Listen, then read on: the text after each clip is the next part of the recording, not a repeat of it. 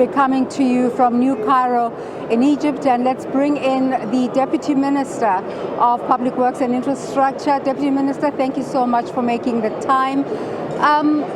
Quite a big event. Yes. One of the stated events, or rather objectives here, is the transformation of Africa's economies. Quite an ambitious objective. Yes, it's an ambitious objective, but it is an ambition that we should undertake with great commitment. We should know that we should build Africa that produce, feed itself, Africa that trade amongst its own nations. That's very exciting, but last month you signed a deal with Afreximbank, and a memorandum of understanding on infrastructure, and one of your department's responsibility is oversight work on buildings in the infrastructure in the country. Tell us about the contents of this MOU and what it hopes to achieve. Well, we started working with Afreximbank in 2022 in KwaZulu-Natal when we hosted the Intra-Africa Trade Fair. But we have expanded now.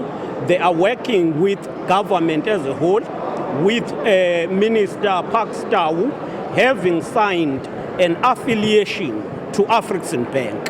As the Department of Public Works, we are pleased with the partnership that we have developed, where they will be supporting us in terms of project packaging, funding project packaging, because it is important.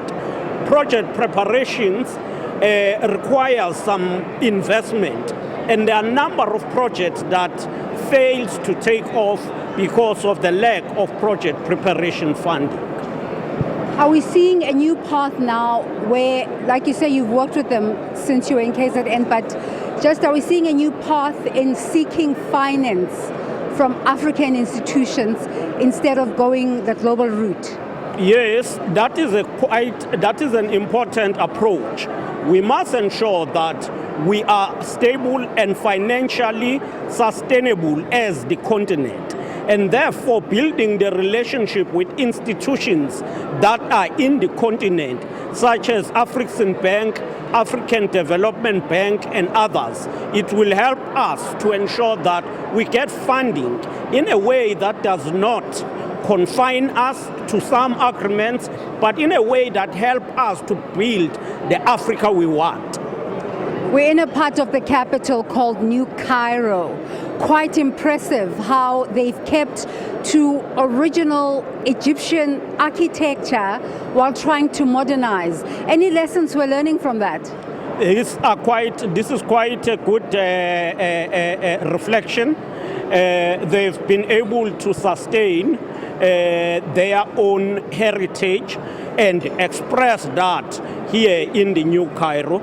We believe as we build sustainable cities, we will be able to emulate this and be able to ensure that we don't lose our origins, because that is what defines us as Africa. So, part of the bigger reason for this conference is the farewell of Dr. Benedict, or Professor Benedict Orama, and welcoming Dr. George Elombi. What are your thoughts on that? Well, it's quite an emotional experience. We have worked with Professor Orama for a long period.